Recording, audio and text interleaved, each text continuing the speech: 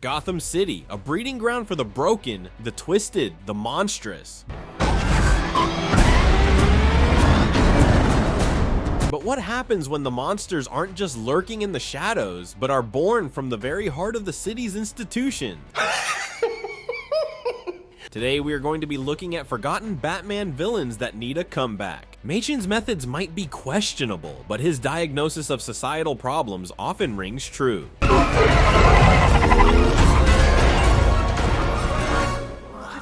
This creates a fascinating dynamic where Batman, the symbol of order, is forced to grapple with the validity of Anarchy's criticisms. Is Batman truly serving justice, or is he merely propping up a corrupt system?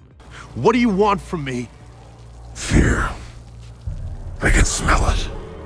This internal conflict adds layers to Batman's character, pushing him beyond simple crime fighting and into the realm of social responsibility. First off, we have Lonnie Machin. The original Anarchy embodies a potent blend of philosophical and physical threat that challenges Batman on a deeper level. And you don't even have the decency to play your part. He's not just about chaos, he's a mirror reflecting society's ills.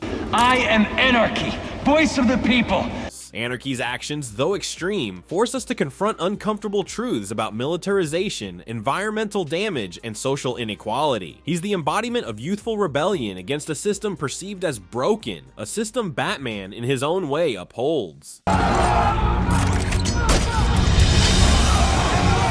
Anarchy's appearances in other media have showcased his potential, but a return to comics would allow for a deeper exploration of his ideology. Imagine a storyline where Anarchy systematically dismantles corrupt corporations polluting Gotham, forcing Batman to choose between upholding the law and protecting the city's well-being. Or perhaps Anarchy exposes a government conspiracy, leading to a clash of ideals that shakes Gotham to its core. Beyond his philosophical significance, Anarchy is a formidable opponent in his own right. He's a master strategist, a skilled fighter, and a technological genius capable of creating gadgets that rival Batman's own. His unpredictable nature and willingness to cross lines make him a constant threat, pushing Batman to his limits. Sadly, Anarchy has been largely absent from the comic book page. After a brief appearance in Detective Comics 38, 2015, where he was quickly defeated, his last significant role was a tragic demise in I Am Batman 1, 2021. This unceremonious end does a disservice to a character with so much potential.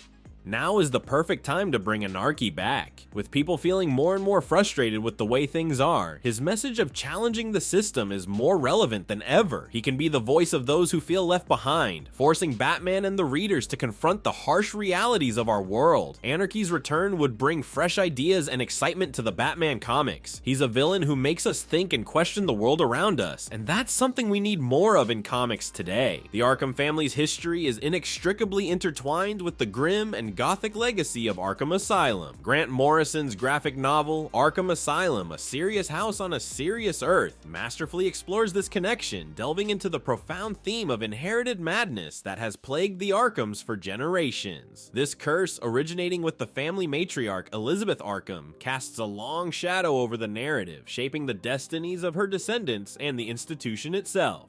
Elizabeth, tormented by her own severe mental illness, unknowingly passed this harrowing legacy onto her son, Amadeus. A brilliant architect, Amadeus was driven by a noble, albeit misguided, ambition to create a sanctuary for the mentally ill. However, his own deteriorating mental state warped his vision, ultimately leading him to become a patient within the very walls he built. This tragic irony underscores the insidious nature of the Arkham family curse, as it consumes its victims from within.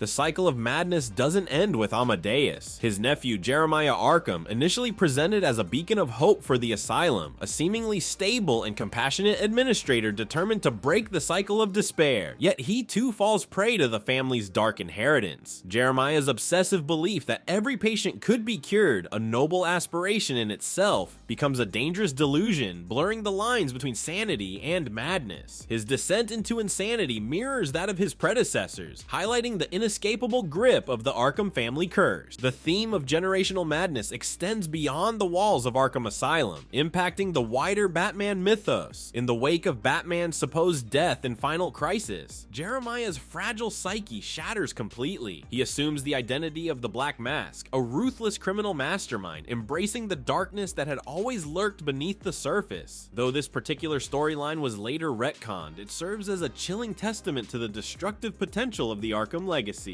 Even with the New 52 reboot, Jeremiah's significance within the Batman universe persists. He is later revealed to be the father of Astrid Arkham, the comic book incarnation of the Arkham Knight, a formidable adversary who emerges to torment Batman in the wake of the Joker's apparent demise. This revelation further solidifies the enduring impact of the Arkham family's tragic history, demonstrating how the sins of the past continue to haunt the present. The rich history and compelling character arc of Jeremiah Arkham make him a prime candidate for inclusion in future Batman stories. His connection to the Arkham family legacy, his descent into madness, and his potential for both good and evil offer fertile ground for captivating narratives. Reintroducing Jeremiah would allow for a deeper exploration of the Arkham family's curse, its impact on Gotham City, and its connection to Batman's own psychological landscape. In the vast and ever-evolving universe of DC Comics, few villains are as intriguing and multifaceted as Clayface. While modern interpretations often portray him as a shape-shifting behemoth capable of mimicking anyone and wreaking havoc with his malleable form, the character's origins are far more grounded in reality. The original Clayface, Basil Karlo, was not a product of radioactive accidents or mystical transformations, but rather a man driven to madness by his own obsession and insecurity.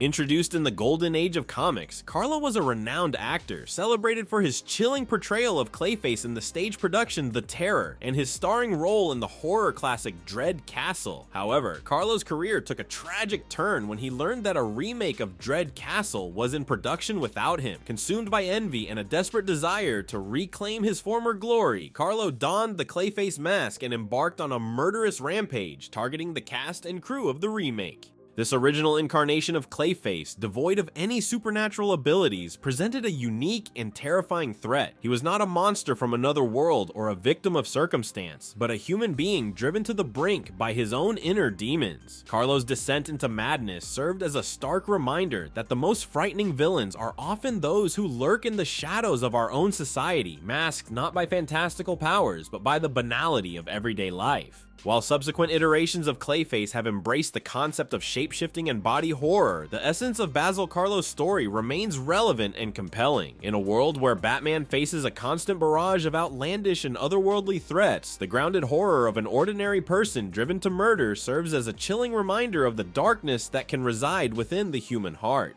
The story of Basil Karlo also highlights the enduring appeal of Batman as a character. While he is undoubtedly a superhero with extraordinary abilities and resources, his greatest strength lies in his ability to confront the darkness that lurks within both himself and others. Batman's Rogues Gallery is a reflection of the human psyche, a collection of individuals who have succumbed to their deepest fears and desires. By confronting these villains, Batman not only protects Gotham City, but also reminds us of the importance of facing our own inner demons.